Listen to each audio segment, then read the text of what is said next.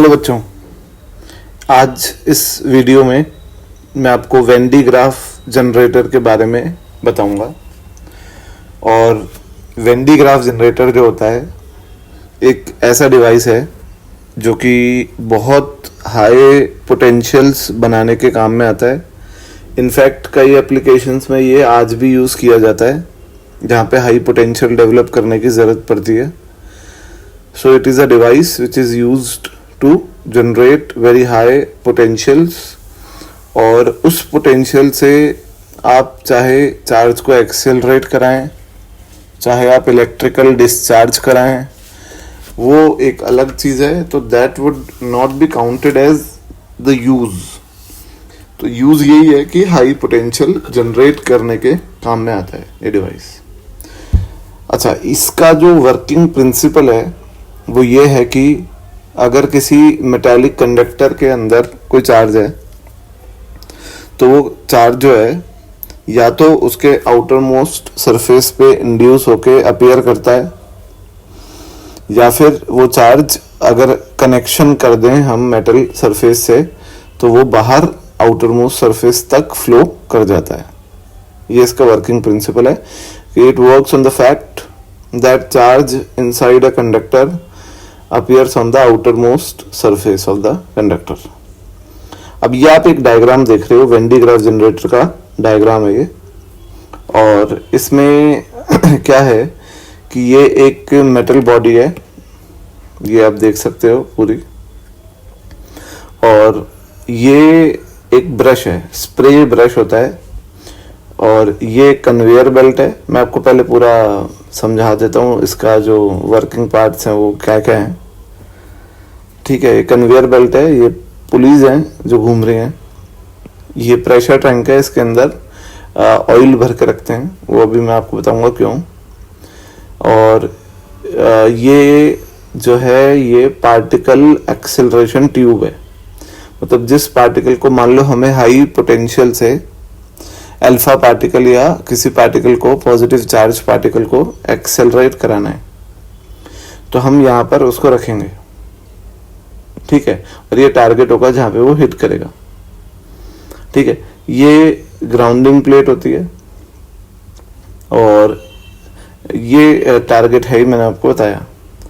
तो बच्चों इसमें क्या होता है कि ये एक डिवाइस है जो कि चार्ज सप्लाई करता है इन स्प्रे ब्रश को। मतलब ये जो है स्प्रे ब्रश, ये इस कन्वेयर बेल्ट पे चार्ज ले आते हैं, पॉजिटिव चार्ज है ना, मतलब चार्ज स्प्रे कर देते हैं, इसलिए इनका नाम है स्प्रे ब्रश। ये कन्वेयर बेल्ट क्योंकि घूम रही है कंटिन्यूसली, तो ये कन्वेयर बेल्ट ये चार्ज को ऊपर लेके जाती है। अब ये चार्ज जब ऊपर जाता है कन्वेयर बेल्ट से, तो ये जो पॉइंट है, कांटेक्ट पॉइंट, ये आपको दिख रहा होगा, यहाँ से कांटेक्ट पॉइंट से चार्ज, ये जो छोटा स्फीयर है इसके आउटर मोस्ट सरफेस पे आ जाता है ना, बाहर आ जाता है सारा चार्ज।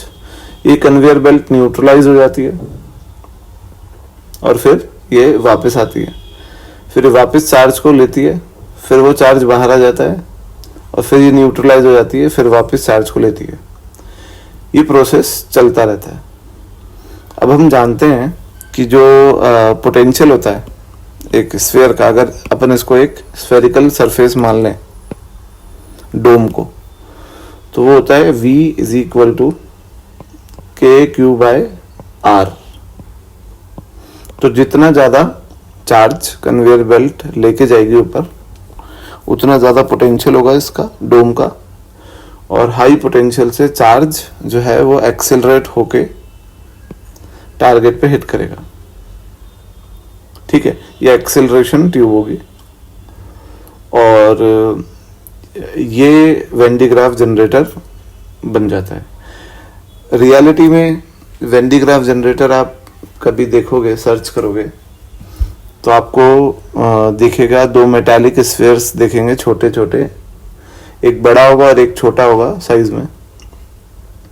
और यहाँ पे जब पोटेंशियल बड़े वाले मेटालिक स्फीयर का बहुत ज़्यादा बढ़ जाता है तो वो आसपास की एयर को आयनाइज करता है और आयनाइज करके एयर कंडक्टिंग मीडियम बन जाती है, और जो दूसरा वाला छोटा स्फीयर है उससे चार्ज का एक्सचेंज होता है और एयर के थ्रू होता है, तो एयर में स्पार्क दिखता है। तो हमें ये पता चल जाता है कि उस पॉइंट ऑफ टाइम पे जब स्पार्क डेवलप होना चालू हो गया है तो इसका जनरेटर का पोटेंशियल एयर के डिस्चार्ज पोटेंशियल जितना पहुंच चुका है, जो कि बहुत हाई होता है, ऑब्वियसली 3 × 10⁶ वोल्ट्स के आसपास। तो this is a device which is used to generate very high potentials.